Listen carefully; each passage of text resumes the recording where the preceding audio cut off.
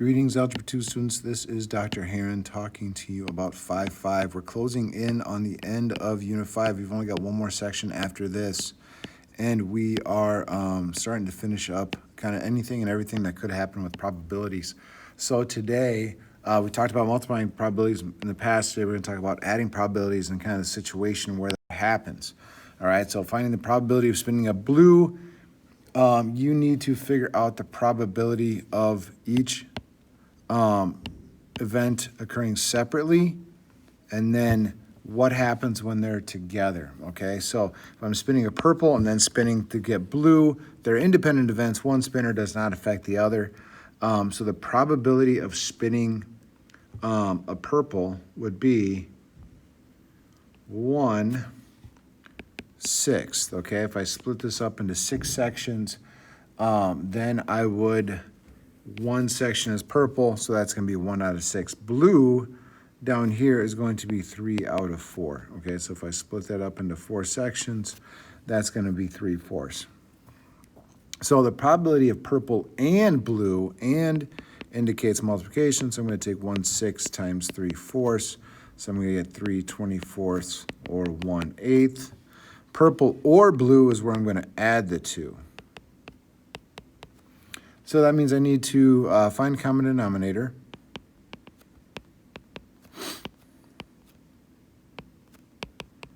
So I'm going to get a probability of 11/12.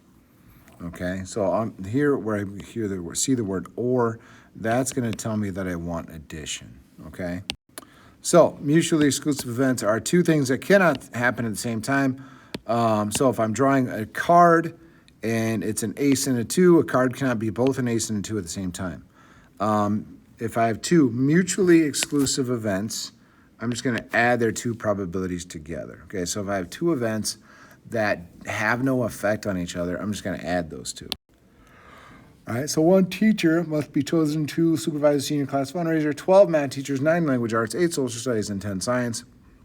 The teacher is chosen at random. Was the probability that the teacher is either a language arts teacher or a social studies teacher?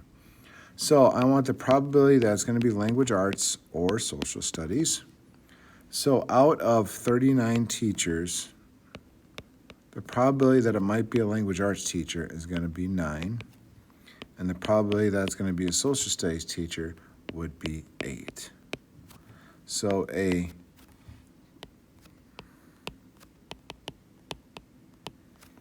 language arts or social studies would be 17 out of 39, or 0.436%. All right. So now, if there's 7 girls, 6 boys on a junior class homecoming committee, the subcommittee of 4 people is being chosen at random to decide the theme for a class float. It's probably the subcommittee will have at least 2 girls.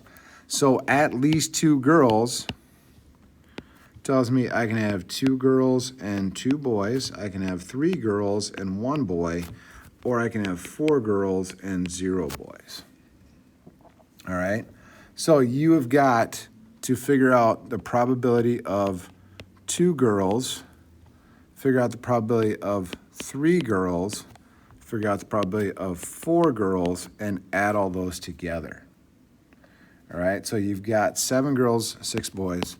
So this is going to be 7 choose 2 times 6 choose 2, all over 13 choose 4. Okay, out of 13 people total, you're choosing 4.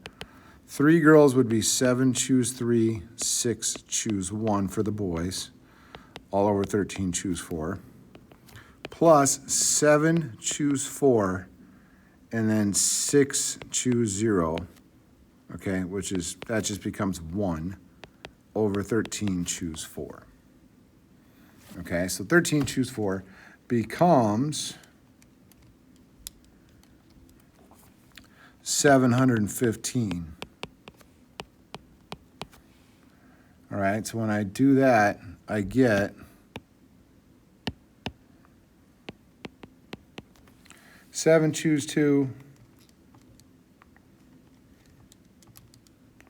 take that times 6 choose 2, so that's going to be 630.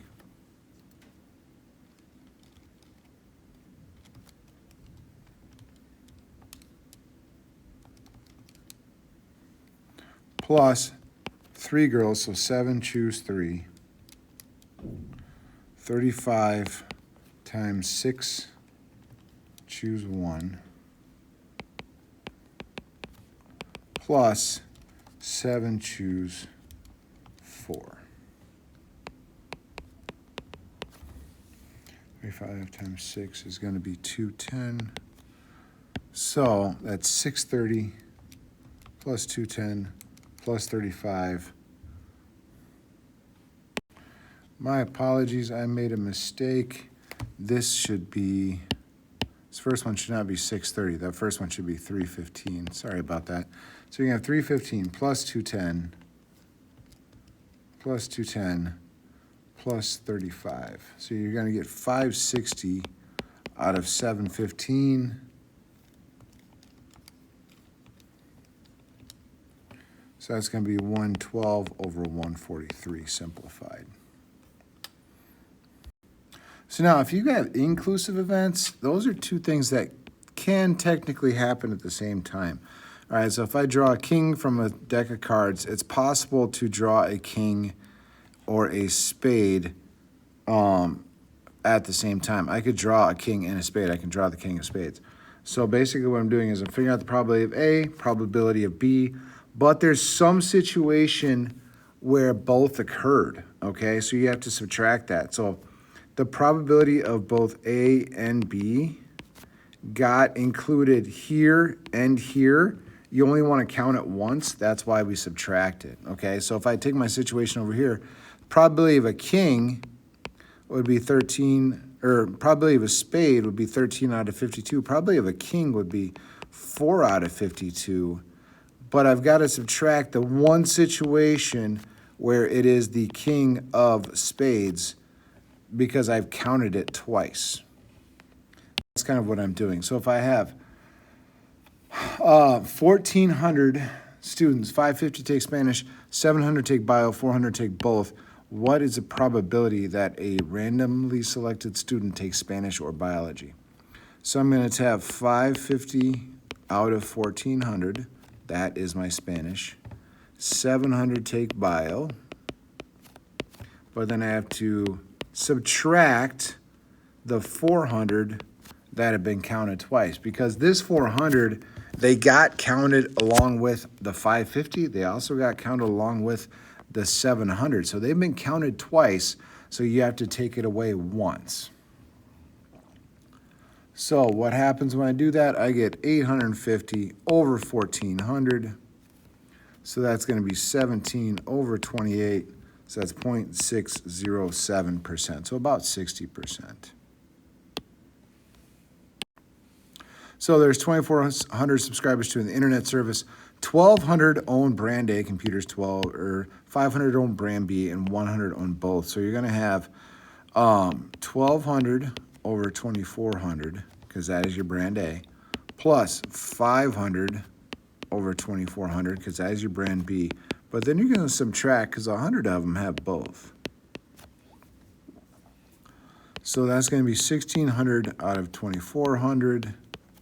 So 16 out of 4 is going to be 2/3, or 0.6 repeating for that probability.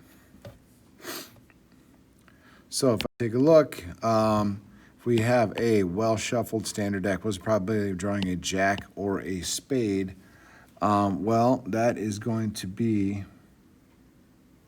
inclusive, okay? That is going to be inclusive because you can be a jack and a spade at the same time. So I need to take the probability of a jack, which is 4 out of 52, plus the probability of a spade, minus the jack of spades.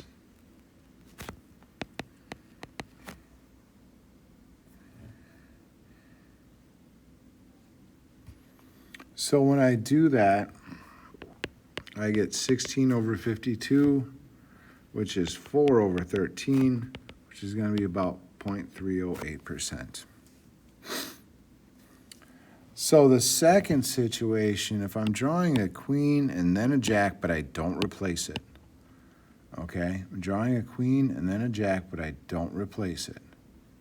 All right. So this is going to be a dependent, and this is going to be a multiplication because I'm trying to draw a queen and jack. All right, so I'm going to multiply those. So queen is going to be 4 out of 52. Jack is going to be 4 out of 51 because I do not replace it. So that's going to be 16 over 20, 6, 52. And that simplifies to 4 over 663, which is just going to be 0.006. So next situation, what's probably drawing a 2 or a king? This is going to be mutually exclusive because you can't be a 2 or a king. You can't be a 2 and a king at the same time. So the probability of drawing a 2 or a king is going to be the probability of drawing a 2, which is 4 out of 52, plus the king, which is also 4 out of 52. So that's 8 out of 52, which is going to be 2 out of 13.